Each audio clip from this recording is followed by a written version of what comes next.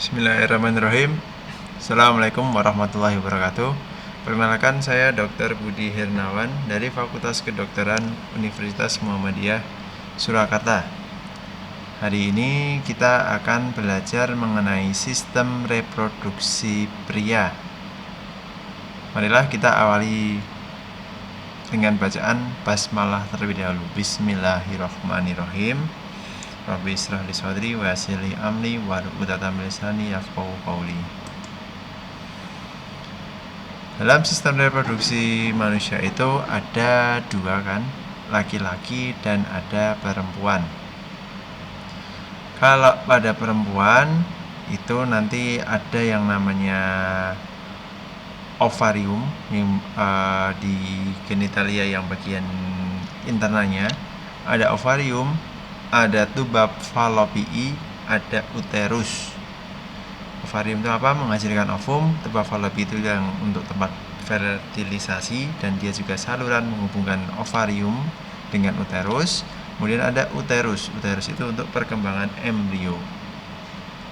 Nah, pada laki-laki, pada pria itu nanti ada yang namanya penis, ada yang namanya kelenjar aksesorisnya, ada saluran pengeluarannya, dan juga ada testisnya. Testisnya itu homolog atau sama dengan ovarium. Kalau di ovarium dia menghasilkan ovum atau sel telur. Kalau di laki-laki testisnya dia akan menghasilkan sel sperma.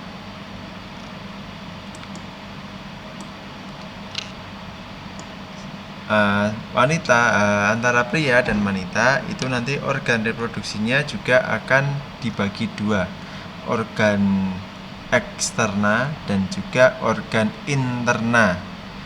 Bagian eksterna yang bisa dilihat dari luar itu adalah penis dan skrotumnya. Jadi cuma penis dan skrotumnya itu yang bisa dilihat dari luar. Kemudian yang bagian dalam itu ada yang namanya testis. Nah, testis itu letaknya di mana? Dia sebenarnya letaknya di luar juga, di dalam skrotumnya ini. Tetapi dia termasuk di bagian interna, di bagian dalam. Karena dia akan melalui membawa saluran-salurannya, dia ada di bagian dalamnya. Jadi kalau ditanya yang bagian luar itu cuma penis dan skrotumnya. Kemudian ada salurannya. Nah, testis itu nanti akan terhubung atau membawa spermanya menuju ke keluar. Itu ada saluran-salurannya. Itu ada yang namanya epididymis. Kemudian ductus epididymis. Ductus itu artinya kalau bahasa Indonesia adalah saluran. Terus ductus vas deferens. Terus ada yang namanya ductus ejaculatorius. Kemudian ada yang namanya uretra. Nah, kalau bedanya wanita sama pria, kalau wanita itu saluran kencing atau OUE-nya, orificium uretra externumnya itu tidak menjadi satu dengan vagina. Jadi ada dua saluran terpisah. Tapi kalau pada pria itu salurannya bergabung menjadi satu, masuk ke dalam penis, kemudian ujungnya menjadi OUE atau uretra orificium externum. Itu yang menjadi ujungnya, jadi bergabung menjadi satu. Nanti kita lihat gambarnya. Terus di pria itu ada kelenjar-kelenjar aksesoriusnya atau kelenjar tambahannya, yaitu kelenjar Cowper, kelenjar vesicula seminalis, kelenjar prostat. Kalau kelenjar vesicula seminalis dan kelenjar prostat ini dia akan menjadi satu dengan sperma. Nah, itulah gara-gara ada vesicula seminalis ini, sperma dia akan menjebak sperma sehingga sperma terbentuk dalam bentuk gel-gel. Kalau kelenjar prostat dia akan bentuk seperti cairan, ada cairan-cairannya. Nah, kalau kelenjar Cowper ini apa? Kelenjar Cowper ini nanti dia akan melumasi dulu. Jadi sebelum sperma datang, salurannya itu akan dilumasi dulu oleh kelenjar Cowper. Nah, kalau di bahasa Arab itu ada yang namanya madzi. Jadi madzi itu dikeluarkan oleh kelenjar Cowper. atau cairan pelumasnya. Nah, kalau mani itu kan tidak hanya terdiri dari sperma, tapi dia sperma plus cairan dari kelenjar prostat plus cairan dari vesikula seminalis. Itu yang disebut mani.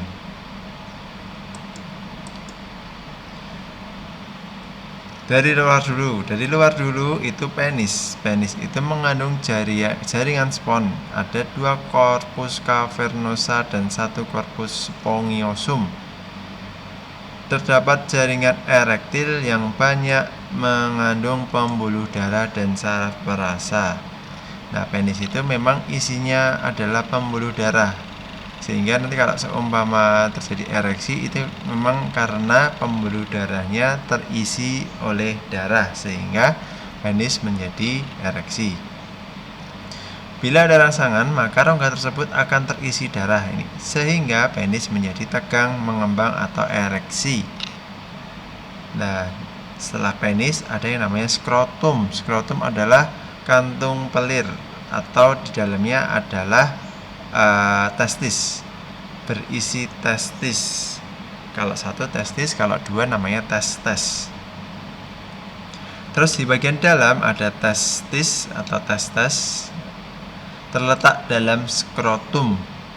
Yang kedua salurannya epididymis, vas deferens, ejakulasi uretra.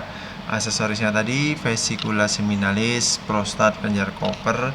Kelenjar 3 ini menjamin kehidupan dan pergerakan sperma. Jadi selain untuk tadi ada gelnya tadi vesikula seminalis, juga berisi nanti yang namanya fruktosa. Fruktosanya ini untuk makanan dari sperma. Sehingga nanti kalau seumpama spermanya tidak sengaja keluar, itu nanti juga bisa dirubung semut, bisa karena memang dia mengandung fruktosa. Terus sekali ejakulasi semen yang dikeluarkan sekitar 5 mili dengan jumlah sperma sekitar 50 juta dan jika kurang dari 20 juta peluang terjadi fertil sangat kecil. Jadi begini, jadi saat cairan mani itu atau cairan semen itu, dari saya bilang tadi ada campuran dari sperma plus cairan yang dihasilkan oleh vesikula seminalis plus cairan yang dihasilkan oleh kelenjar prostat. Itu kira-kira sekali ejakulasi 2-5 ml.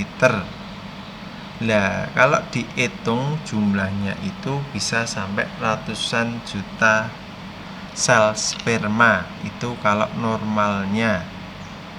Nah, sampai dibilang tidak normal itu berapa? Kalau dalam 1 kali ejakulasi itu sel spermanya itu kira-kira cuma 20 juta. Jadi nanti ada cara penghitungan jumlah sperma itu ada. Jadi kalau di lab juga ada untuk menghitung spermanya normal atau enggak, itu juga bisa. Bisa dilihat juga gerakan dari sperma juga bisa. Nih, fungsinya testis membentuk sperma dan beberapa jenis hormon.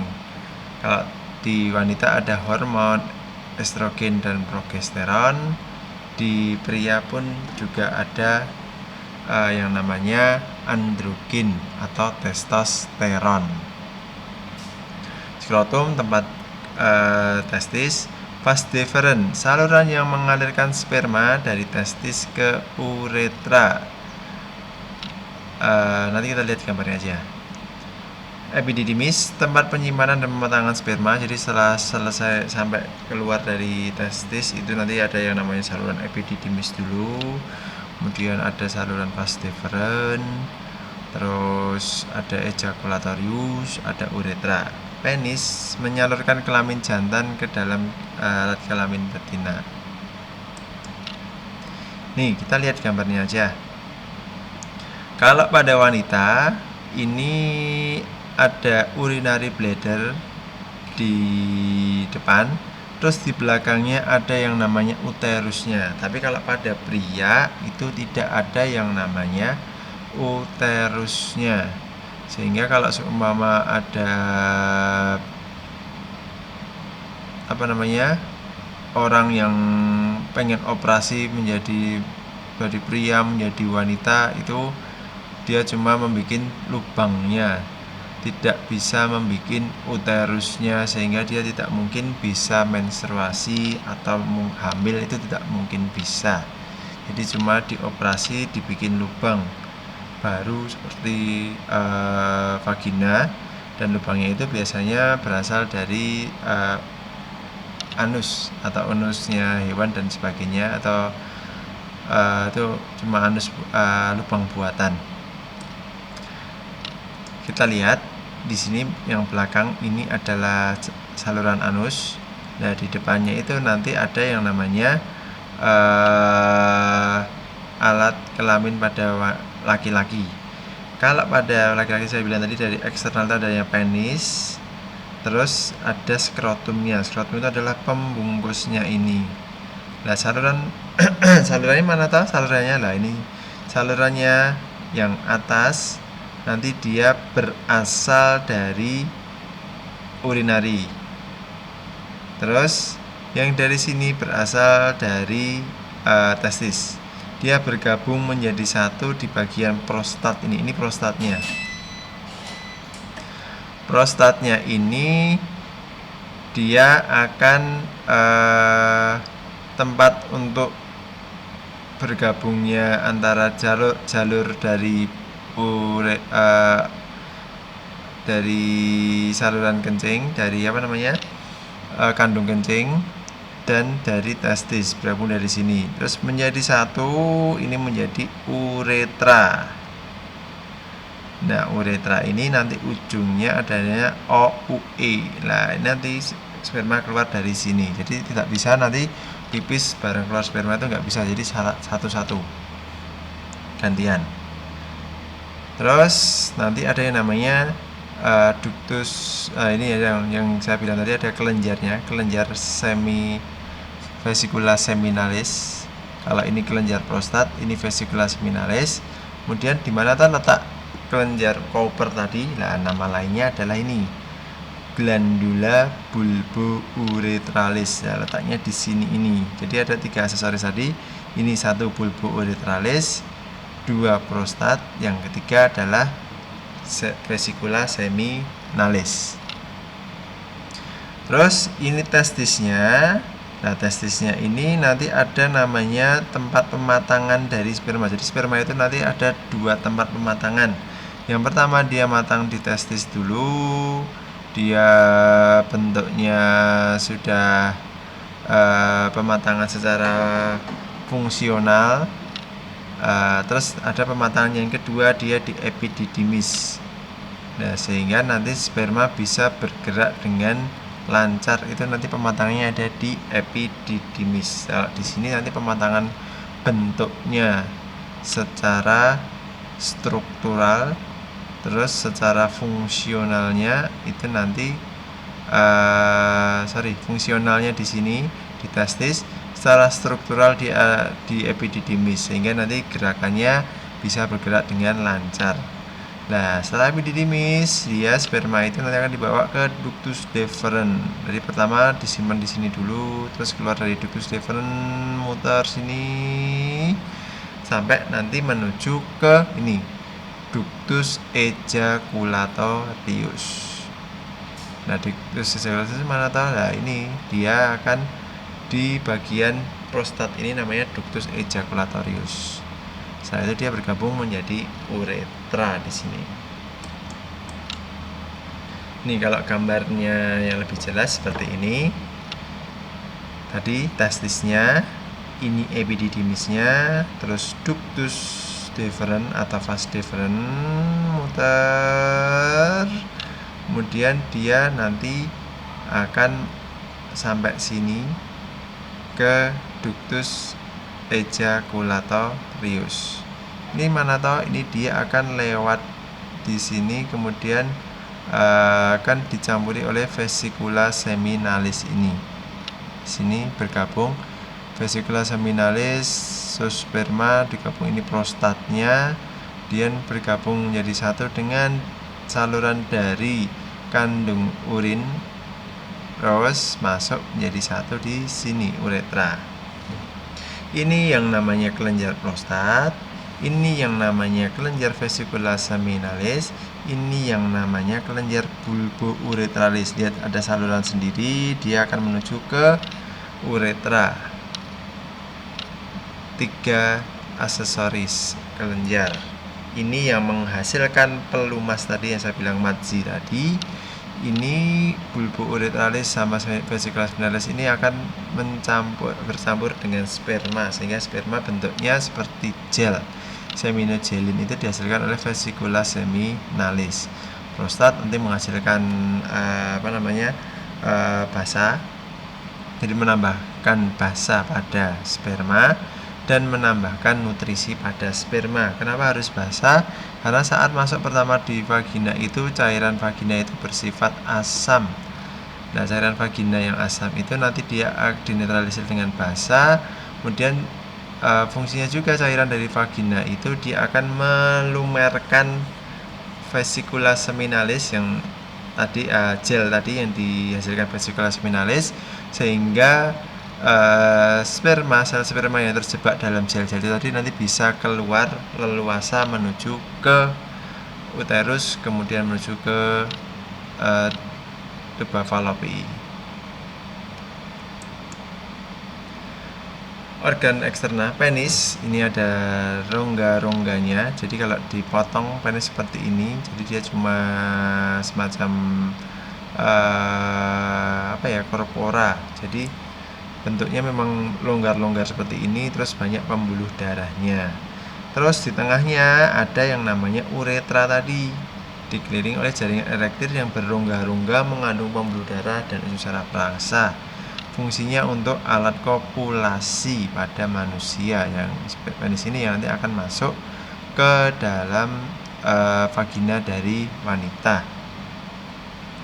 Di kulitnya ini nanti ujungnya ini ada yang namanya gland penis atau helmnya penis ini. Nah, ujungnya ini dan kulitnya ini ada yang namanya kulit preputium. Nah, pada preputium ini yang pada saat khitan dia yang akan dihilangkan dari penis, sehingga nanti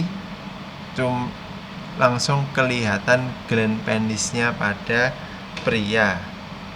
Kenapa harus dihilangkan? Ternyata di dalam preputium ini kalau tidak dihilangkan, dia akan menyimpan kotoran, bakteri dan sebagainya yang menyebabkan gland penis menjadi infeksi, jadi kotor dan sebagainya.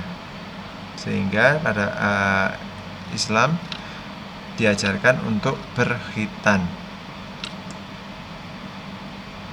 Ini gambarannya, ini skrotumnya dan sebagainya seperti tadi. Nah, ini ujungnya adalah gland penis. Ini ada kulitnya. Kulitnya ini dia akan ada ujungnya ini yang menutupi gland penisnya ini. Nah, ini yang preputium inilah yang akan dihilangkan saat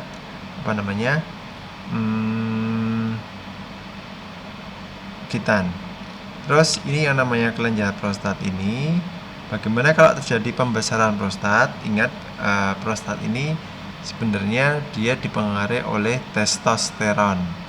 Jadi saat pada pria tua itu nanti bisa terjadi risiko terjadi yang namanya pembesaran dari prostat. Akibatnya apa tahu? Kalau dia membesar, nanti salurannya uretra ini dia akan kejepit sehingga pipis yang dari sini tidak bisa keluar, sehingga nanti perlu mungkin dikasih selang, atau kalau tidak bisa di kateter ya harus dioperasi, dikurangi prostatnya sehingga dia tidak menekan dari saluran uretranya ini. Ini bentuknya dari penis yang akan dipotong. Ini memang bentuknya berongga-rongga. Ini isinya pembuluh darah. Nah, ada pembuluh darah ini yang nanti yang akan menyebabkan menjadi ereksi. Terus ini apa? Ini adalah uretranya yang saluran tadi, saluran pipis plus saluran sperma tadi. Ini uretranya yang di bagian bawahnya. Terus ada pembuluh pada saat ini kelihatan toh, ini pembuluh darahnya tidak ada darah yang banyak. Terus saat ereksi bagaimana? Ini yang di bagian ini ya, spongiosanya ini ya. Nih, korpus spongiosa ini mulai menyempit, nah karena terisi banyak darah, kelihatan akan lebih merah-merahnya ini. Nah ini jaringan pembuluh darah balik karena penuhnya rongga cavernosa. Nah ini dari pembuluh balik besar, semakin membesar lah kan, ini proses terjadinya ereksi. Jadi sebenarnya ereksi itu isinya darah, darahnya cuma dialirkan di sini sehingga bisa ereksi. Ini saat tidak ereksi seperti ini. Nah, saat ereksi ini warnanya merah, corpus cavernosa filled with blood. Jadi isinya banyak pembuluh darahnya sehingga bisa ereksi. Nah, terus kalau seumpama disfungsi ereksi bagaimana? Nah, berarti kalau disfungsi ereksi adalah terjadi gangguan pengisian darah pada korpus cavernosanya ini sehingga tidak bisa tegak. Bisa karena sumbatan di pembuluh darahnya, bisa karena penyakit lainnya. Lah itu yang intinya adalah korpus cavernosanya tidak bisa terisi darah. Skrotum pada dasarnya merupakan kantung kulit. Nah, ingat kalau seumpama skrotum itu dia homolog atau dia berasal bagian yang sama dari kalau di wanita itu adalah labia mayora. Merupakan kantung kulit khusus yang melindungi testis dan epididymis dari cedera fisik dan merupakan pengatur suhu testis. Kenapa kok harus diatur suhu testisnya itu? Karena spermatozoa sangat sensitif terhadap suhu. Karena testis dan epididymis berada di luar rongga tubuh, suhu di dalam testis biasanya lebih rendah daripada suhu di dalam abdomen. Jadi memang sama Allah dibikin testis itu ada di luar abdomen.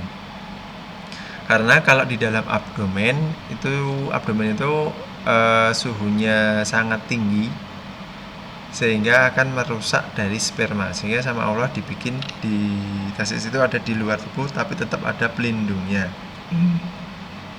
Sehingga kalau seumpama pada saat udara dingin atau berenang dan sebagainya itu nanti skrotum itu dia bisa mengkerut karena dia akan menyesuaikan suhu supaya testisnya suhunya tetap optimal. Atau kalau saat udaranya panas dan sebagainya itu skrotumnya dia akan melebar sehingga testisnya dia akan lebih menjauhi tubuh atau menjauhi abdomen. Kalau tadi pada dingin dia biar mendekati abdomen supaya lebih hangat, kalau saat panas dia menjauhi dari abdomen. Berbentuk kantung menggantung di bagian belakang penis, berfungsi menjaga suhu testis tetap pada sekitar 34 derajat Celcius. Nah, kira-kira suhu yang dibutuhkan itu adalah 34 derajat Celcius, suhu optimal untuk pembentukan dari sperma. Sehingga kalau seumpama dia terlalu dekat atau di dalam abdomen, suhunya mesti kan di atas 38, di atas 39. Jadi kalau suhu normal itu biasanya suhu yang ada di bagian permukaan 37. Jadi kalau bagian di dalam suhu internal itu suhunya lebih tinggi lagi. Nah, kalau sama Allah memang dibikin dia ada di luar tapi tetap terlindungi oleh skrotum testis. Nih. Terus setelah itu ini ada yang namanya testis. Testis ada dua, kanan dan kiri. Ini kalau dibelah seperti ini. Nah, di testis ini ada yang namanya saluran-salurannya. Nah, saluran kecil ini yang itu tempat pembentukan dari sperma. Selanjutnya dia akan berujung ke sini dulu. Kalau di gambar tadi tidak ada yang namanya ductus efferent, adanya itu cuma ductus deferens. Nah, sebenarnya ada yang namanya ductus deferens dulu. Nah, ductus deferens itu ngapain tau? Dia ductus efferent, efferent. Ductus efferent ini dia menghubungkan testis dengan epididymis. Ductus efferent menghubungkan testis dengan ductus epididymis. Seperti saya bilang tadi, di sini ada dua pematangan sperma. Di sini secara fungsionalnya, jadi kan sperma itu kan nanti ada diisi DNA dan sebagainya, sudah bentuknya bagus. Nah, di sini nanti secara struktural ditambahi bentuknya supaya ekornya itu nanti bisa bergerak dengan lancar di epididymis ini. Jadi pematangan yang kedua terjadi di epididymis ini. Selanjutnya nanti dia sperma itu akan antri di bagian sini. Jadi setiap hari itu sperma itu akan dibikin banyak sekali. Jadi jangan khawatir sampai beratus-ratus juta. Nah, setelah itu nanti kalau memang ada rangsangan dan sebagainya, saatnya keluar dia akan keluar dengan sendirinya. Jadi ini kayak di bagian tuba falopi pada wanita, di bagian sini juga ada gerakan peristaltik pada epididymis ini. Selanjutnya dari epididymis ini nanti ujungnya ada yang namanya ductus deferens. Nah, kalau tadi ini ductus efferent, ini ductus deferens. Ductus deferens kemana? Dia akan menuju ke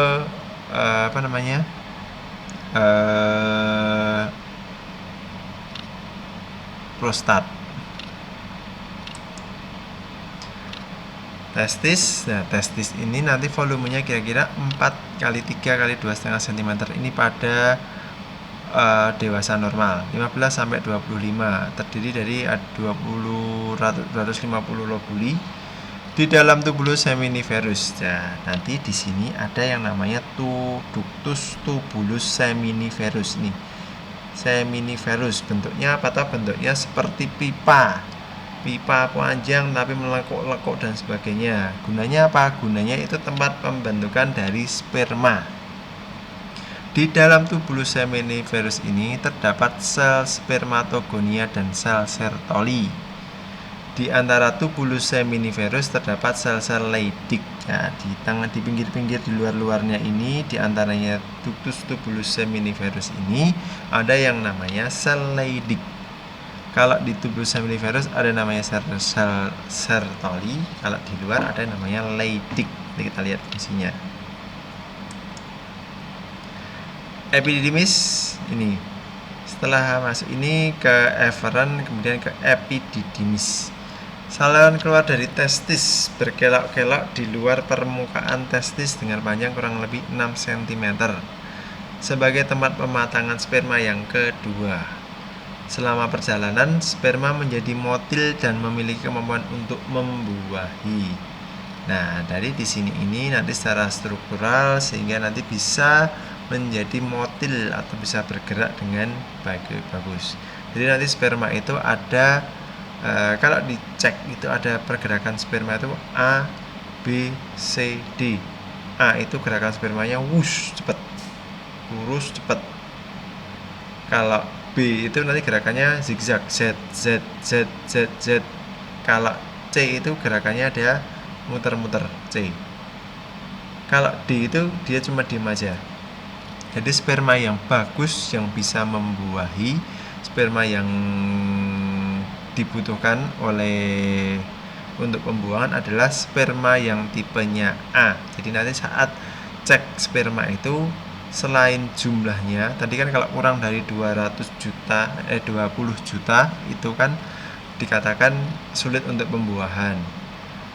Terus juga harus tipenya yang banyak, yang tipe A-nya supaya gerakannya lebih smooth, bagus, sehingga bisa sampai ke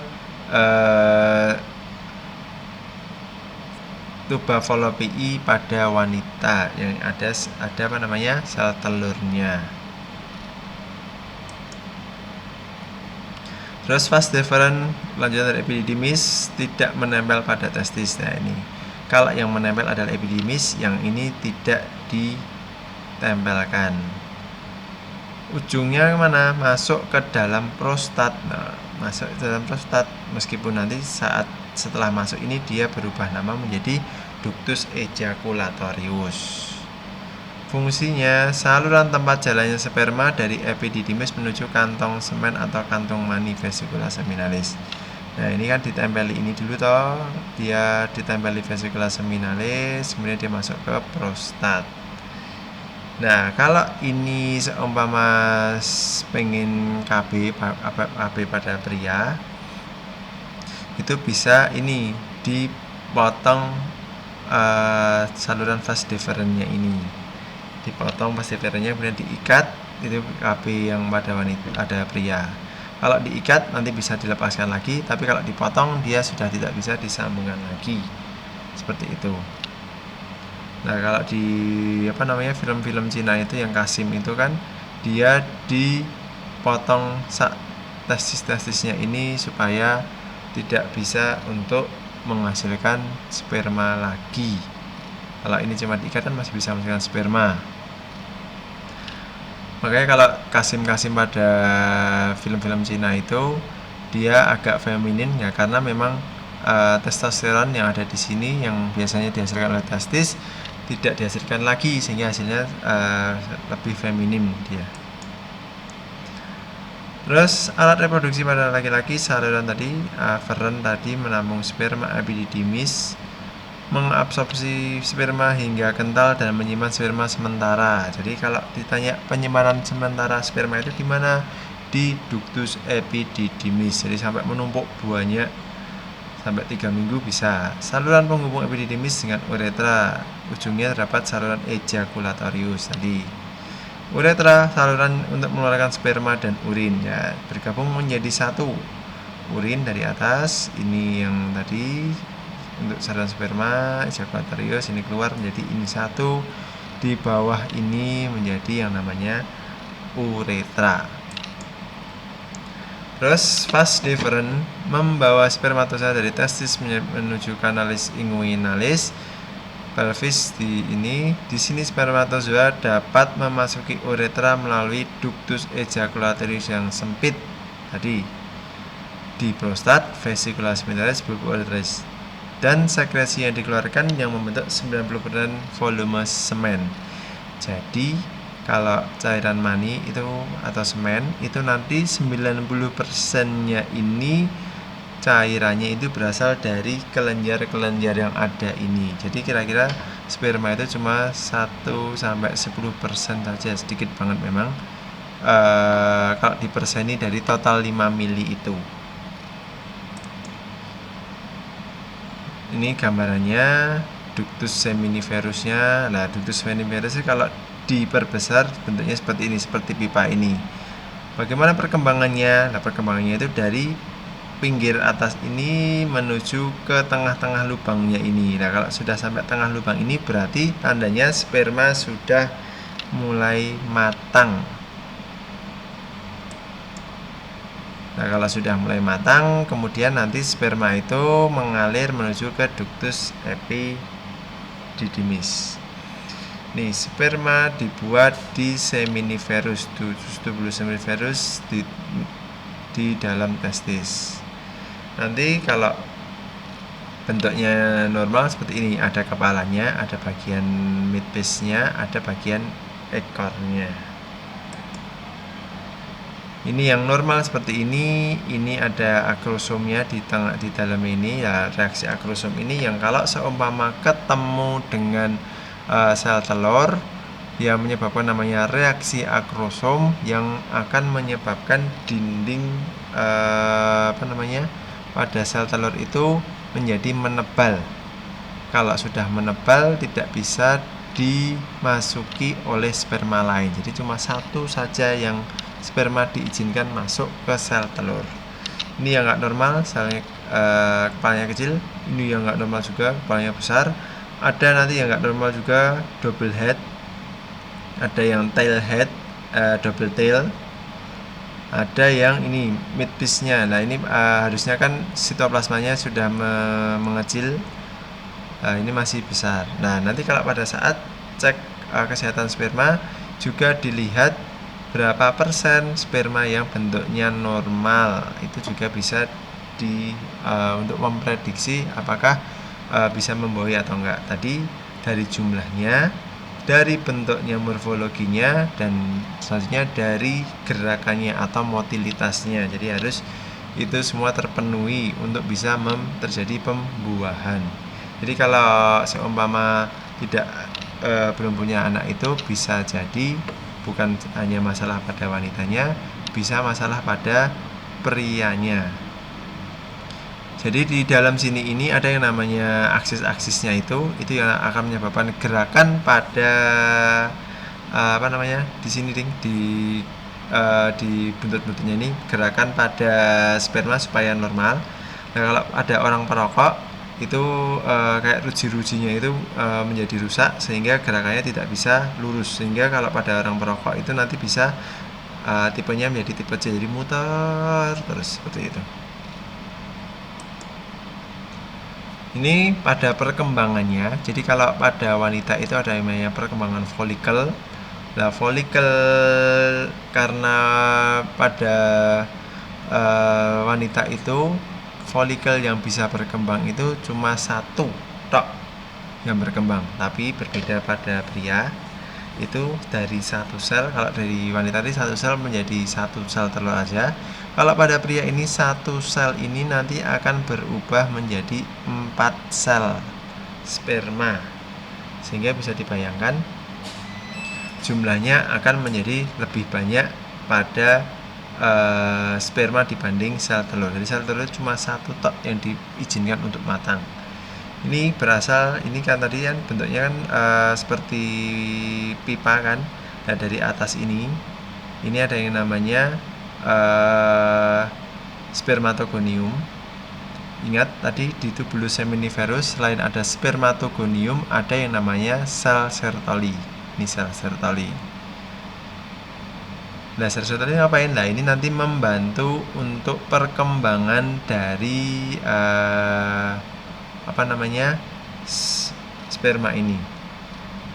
Nah sel Sertoli ini nanti dia akan diaktifkan oleh FSH, follicle stimulating hormone, untuk menghasilkan namanya hormon testosteron. Nah hormon testosteron ini nanti berguna saat perkembangan dari folikel ini, bukan folikel ya, dari perkembangan sel-sel spermanya ini. Dari spermatogonium, terus ini kan 2N. Dari primordial dulu lah. Primordial itu sel sperma yang masih belum aktif, sel awal-awalnya. Kemudian terjadi mitosis, terus stem cell, kemudian ada spermatogonium, terus mitosis lagi menjadi spermatogonium, kemudian jadi spermatosit primer. Spermatogonium, spermatosit primer. Nah setelah spermatosit primer ini, dia akan terjadi yang namanya pembelahan meiosis. Ingat tadi 2N, ini menjadi N dan N. Nah kalau pada laki-laki itu N-nya ini kromosomnya mesti Y. Kalau pada wanita itu sel telurnya itu bisa Y, bisa X. Kalau Y bertemu Y, anaknya menjadi cowok. Kalau jadi spermanya ini nanti ada Y, ada X. Kalau pada wanita itu mesti kromosomnya adalah X. Jadi kromosomnya wanita, sel telur pada wanita itu adalah X. Tapi kalau sperma ini nanti ada sperma kromosom Y, ada sperma kromosom X. Nah nanti setelah ini terjadi pembelahan meiosis menjadi N dan N. Ada meiosis kedua lagi. Jadi spermatogonium, primar spermatosit, sel, secondary spermatosit, sel spermanya ini spermatosit sekunder. Meiosis kedua, nah nanti berubah nama menjadi spermatid. Nah, spermatid nanti ada diferensiasi. Diferensiasi ini dipengaruhi oleh ini tadi, sel Sertoli. Ya, dari sel Sertoli ini nanti dia selain testosteron, dia juga akan menghasilkan nutrisi pada sperma ini saat fase spermatid. Nah, kalau sudah fase spermatid, dia akhirnya berubah menjadi ini, spermatozoa ini. Dari sel-sel bunder gini, biru-birunya jadi apa tahu? Nah, biru-birunya ini nanti yang ada di kepala, karena di sini ada yang namanya nukleus, ya isinya nanti kan DNA, isinya di kromosom tadi. Nah, kalau spermatid itu bedanya apa tahu? Spermatid itu masih ada ini sitoplasmanya ini. Nah, kan tadi bunder tadi, sitoplasmanya ini masih, lah sitoplasmanya ini nanti yang diisi nutrisi. Kemudian dia akan memampat menjadi bagian ini, midpiece-nya ini. Nah, ini bagian kepala, ujungnya ada akrosomnya, ini nukleusnya. Jadi kepala itu isinya nukleus, helmnya ini ada akrosomnya. Terus ada lehernya, ada midpiece-nya. Midpiece-nya ini adalah isinya mitokondria. Kita ingat mitokondria itu adalah semacam mesinnya. Jadi ini gunanya untuk memberi energi pada sperma. Kemudian ada tailnya atau pada buntutnya.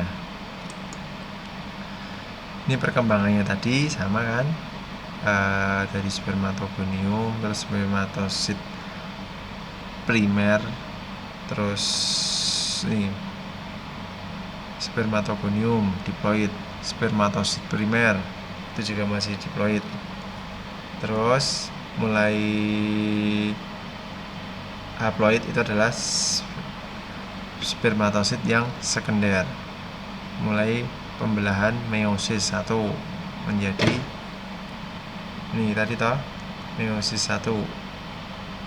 Ini mitosis jadi secondary primer. Terus meiosis 1 dari primer menjadi sekunder, haploid. Meiosis lagi menjadi 2 menjadi 4. Nah, 4 ini nanti yang akan masuk spermatid. Terus nanti spermatid ini nanti masih ada ininya, sitoplasmanya ini. Kemudian lumennya ini nanti lama-lama menjadi masuk ke lumennya atau ke lubang dari tubulus seminiferus. Sudah setelah itu ini kan ini ada di tengahnya ada lubang kan, dari ujung ke sini menuju ke tengahnya ini. Selanjutnya dia akan mengalir menuju ke ductus epididymis. Ini immature sperma haploid, nanti bisa X bisa Y. Jadi nanti ada karakteristik sendiri antara X dan Y, di mana sperma Y itu karakternya adalah dia kalau berjalan cepat, kalau berenang cepat, tapi dia juga umurnya lebih pendek, jadi sekitar setengah hari sampai 1 hari. Kalau sperma Y karakteristiknya adalah dia renangnya pelan-pelan, tapi umurnya lebih panjang, jadi 1 sampai 2 hari. Sehingga itulah kenapa untuk menghasilkan atau untuk membuahi Y itu harus tepat saat ovulasi, karena umurnya dia tidak pendek dan dia larinya cepat. Oleh karena itu kemungkinan itu lebih kecil dibanding X tadi. Makanya kalau secara keseluruhan sperma X itu nanti lebih kemungkinan besar untuk pembuahan itu lebih besar. Makanya di dunia ini wanita lebih banyak dibanding pada pria, karena salah satu faktornya tadi yang untuk anaknya pria itu harus tepat saat ovulasi, jadi tidak boleh kurang dari 1 hari atau 1 hari ovulasi. Itu biasanya lebih anaknya menjadi anak yang ketemu kromosom X atau anak perempuan. Ini di kepalanya ini ada nukleusnya, ada DNA-nya, terus di midpiece-nya ini ada mitokondrianya, terus ada ini. Kalau dilihat dihitung lagi, spermatogonium, spermatosit 1, spermatosit 2, terus spermatid, kemudian spermatozoid. Nah, seperti ini sudah. Nah, ini tapi masih half ya, masih maturnya masih belum matur sempurna. Selanjutnya pematangan dari sperma dia ada di bagian ductus epididymis. Kalau ditanya yang haploid yang mana, itu adalah spermatosit yang sekunder atau 2. Nih, mitosis, meiotik, sitodiferensiasi, kromosom packaging. Jadi memang nanti bentuknya dipercantik sitoplasmanya di ini. Kalau ini kan belum cantik, itu masih spermatid. Nah, kalau spermatozoid tadi sudah bagus tadi bentuknya. Nah, ini nanti ada yang sel Leydig, ini yang di luar, yang di dalam adalah sel Sertolinya. Kelenjar prostat. Kelenjar prostat ini letaknya di ujungnya tadi, menghasilkan komponen cairan ejakulasi kurang lebih 25% dari volume ejakulasi. Jadi kalau seumpama volumenya 2 mili, berarti setengah milinya itu adalah cairan dari prostat. Inervasi otonomik simpatik dan parasimpatik dari plexus prostaticus. Ini. Nah, ini kalau seumpama terjadi pembesaran prostat ini yang akan menghambat aliran dari pipis. Karena dia pipis ini juga akan masuk melalui uretranya, akan masuk melalui prostat. Ini gambarannya. Nah, kalau vesica seminalis ini cuma menempel, kemudian ujungnya ini bergabung. Tapi kalau prostat ini dilalui, benar-benar masuk ke sini salurannya. Ini dari kanan, dari kiri, masuk, bergabung di sini menjadi di sini. Ya, ini adalah ductus ejaculatorius. Gabung di sini menjadi uretra. Nah, uretranya ini uretra prostatica. Jadi uretra di bagian zona prostat. Ini kelenjar Cowper atau bulbo uretralis tadi yang letaknya di bagian bawah ini, kanan dan kiri. Saluran langsung menuju uretra, jadi dia tidak melalui prostat, tapi dia langsung menuju ke uretra, menghasilkan apa? Getah yang bersifat alkali basa, membersihkan uretra dan melumaskan penis. Jadi dia awal-awalnya dia memberi pelumasnya dulu, jalannya dikasih madzi itu.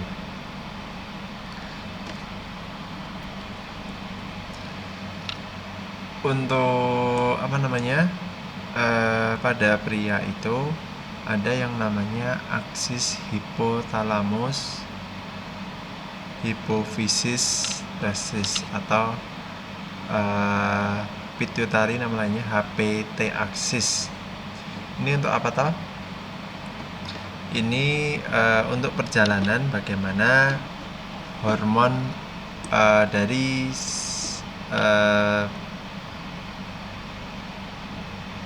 pada pria. Jadi pertama itu ada yang namanya gonadotropin releasing hormone. Itu berasal dari hipotalamus. GnRH ini dia akan menyebabkan hipofisis anterior akan mensekresi FSH dan LH. Jadi pada pria dan wanita sama. Yang awalnya itu FSH dan LH, follicle stimulating hormone dan luteinizing hormone. Yang kedua, fungsinya agak sedikit berbeda. Kalau pada wanita itu follicle stimulating hormone dia akan menstimulasi dari perkembangan dari folikel. Tetapi pada pria ini FSH dia akan menstimulasi sertoli untuk memproduksi androgen binding protein. Ingat, pada pria itu butuh yang namanya hormon androgen. Jadi tadi pernyataan tadi saya ralat, sel sertoli itu dia letaknya ada di tubulus seminiferus. Di dalam tubulus seminiferus dia fungsinya bukan untuk memproduksi testosteron atau produksi androgen, tetapi FSH ini dia akan menstimulasi sel sertoli untuk memproduksi androgen binding protein. Tadi fungsinya sel sertoli tadi selain memberi nutrisi juga dia memproduksi androgen binding protein. Jadi kalau tadi pernyataan saya tadi bilang menghasilkan testosteron, itu bukan. Yang menghasilkan testosteron itu siapa? Yaitu adalah sel Leydig. Sel Leydig itu di mana tahu letaknya? Dia ada di luar tubulus seminiferus. Jadi Leydig itu di luar. Nah, Leydig ini dia dipengaruhi oleh LH. Hormon LH ini ke Leydig untuk ngapain? Untuk menghasilkan memproduksi testosteron. Kalau pada wanita LH itu nanti untuk ke corpus luteum untuk menghasilkan progesteron, tetapi pada pria LH ini dia akan menuju ke Leydig untuk memproduksi testosteron. Nah, padahal tadi dikatakan kalau sel Leydig itu letaknya ada di luar dari tubulus seminiferus. Padahal perkembangan sperma ada di tubulus seminiferus. Nah, karena androgen ini butuh atau testosteron ini dibutuhkan saat perkembangan sperma, dia harus masuk ke tubulus seminiferus. Nah, itulah gunanya tadi androgen binding protein yang dihasilkan oleh sel sertoli tadi, dia akan mengikat androgen sehingga jadi ada protein androgen binding protein. Jadi dia membantu androgennya supaya bisa terikat pada protein sehingga bisa masuk ke tubulus seminiferus. Jadi kalau tidak ada androgen binding protein, otomatis testosteron tidak bisa masuk ke dalam tubulus seminiferus. Kalau tidak bisa masuk, nanti perkembangan spermatogonianya juga akan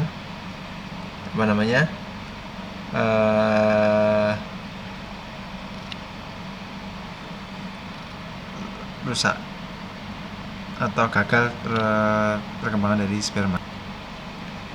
Nih, nomor 4, dengan adanya androgen binding protein ini, testosteron dapat mendukung spermatogenesis. Spermatogenesis adalah perkembangan dari sperma tadi. Nih, sel sertoli yang ada di dalam menghasilkan ABP, kemudian otomatis sel Leydig yang menghasilkan androgen testosteronnya tadi bisa memasukkan ke dalam tubulus seminiferus. Nih, terus nomor 3, hasilkan testosteron tadi. Ini nomor 1, nomor 2 ini, nomor 3 ini. Nomor 3 adalah menghasilkan testosteron. Nomor 4, testosteron yang ada di luar tubulus seminiferus, dia masuk ke tubulus seminiferus dengan bantuan ABP. Terus nomor 5, ini apa tahu? Nomor 5 ini testosteron yang meningkatkan testosteron ini nanti dia fungsinya akan meningkatkan libido. dan perkembangan organ dan karakteristik seks sekunder. Jadi gara-gara ada testosteron ini nanti mempengaruhi libido, organ seks sekunder, karakteristik seks sekunder. Makanya nanti kalau seumpama pada pria sudah memasuki akil balik, sudah mulai dewasa, sudah terbentuk yang namanya sperma ini, otomatis testosteronnya juga akan dikeluarkan. Nah, saat itulah tubuh pria akan berubah menjadi lebih besar, suaranya lebih besar, kemudian pertumbuhan kumis, pertumbuhan bulu-bulu dan sebagainya. Itu akibat dari testosteronnya ini. Terus mulai tertarik dengan lawan jenis, nah itu juga dipengaruhi oleh perkembangan dari testosteron. Sehingga tidak benar kalau tambah tinggi, tambah besar suaranya tadi seperti itu setelah khitan. Nah padahal sekarang kalau di zaman Nabi kan khitan kan disarankan saat bayi. Nah, masa kalau sudah khitan kemudian menjadi akil balik itu kan enggak seperti itu. Tapi memang kebanyakan orang Indonesia itu khitan itu setelah kelas 4 SD, 5 SD, makanya setelah umur segitu kan habis itu kan dia otomatis akan akil balik. Sperma akan diproduksi, testosteron juga akan diproduksi sehingga merangsang untuk perkembangan dari karakteristik seks sekundernya. Terus setelah itu akibat dari testosteron yang berlebihan ini, feedback negatif testosteron dengan mengurangi sekresi GnRH. Jadi kalau testosteron sudah diproduksi stop, nah dia akan feedback negatif baik di hipotalamus maupun di hipofisis anterior. Terus nomor 7 ini, sel Sertoli juga mensekresi inhibin yang secara selektif menginhibisi sekresi FSH. Jadi kalau sudah sel Sertoli menghasilkan ABP ini, dia nanti juga menghasilkan inhibin. Untuk apa tahu? Untuk feedback negatif terhadap FSH supaya tidak diproduksi terus menerus. Ini gambarannya tadi. Sel Sertoli menghasilkan ABP dan menghasilkan inhibin feedback negatif. FSH stimulating dia di sel Sertoli, terus LH dia stimulating faktornya di sel Leydig menghasilkan testosteron. Semuanya kan ada di dalam testis, makanya FSH sama LH itu targetnya ada di dalam testis, cuma beda sel. FSH targetnya sel Sertoli, LH targetnya di sel Leydig. Nah nanti androgen binding protein yang sel Sertoli ini nanti akan membantu testosteron untuk masuk sehingga menstimulasi spermatogenesis. Spermatogenesisnya ini testosteronnya ini nanti feedback negatif terhadap ini. Testosteron tadi salah satunya juga menyebabkan perkembangan seks sekunder pada pria. Ini gambarannya prostat normal, ini prostat yang tidak normal. Saya bilang tadi kalau terjadi pembengkakan atau prostat hipertropia atau BPH, benigna prostat hipertropia, benigna itu artinya jinak. Jadi hipertrofi prostat yang jinak. Nah, dia akan membesar seperti ini, dia akan kalau semakin besar dia akan menutup saluran uretranya, pars prostatikanya. Ini normal prostat. Terus ini kalau ada kanker seperti ini, kanker prostat, ini state-nya saya menyempit. Ini kelihatan, ini salurannya masih bisa masuk. Ini sudah mulai menyempit sekali sehingga tidak bisa keluar. Normal prostat hiperplasia ini masih yang benigna, yang jinak, ini yang tidak jinak. Terus ini kanker sama. Terus ini BPH. Terus ini harus diapain? Ini dibuat, kalau ini bisa melalui obat-obatan. dengan ini supaya tekanannya bisa keluar masuk sini, atau dengan dikasih semacam selang. Ini kalau ini apa tahu ini adalah penyakit kriptokidisme, yaitu yang harusnya testisnya turun ke skrotum dia tidak turun ke skrotum. Akibatnya apa? Akibatnya ini gagal, spermanya gagal terproduksi, testosteronnya juga gagal diproduksi, sehingga nanti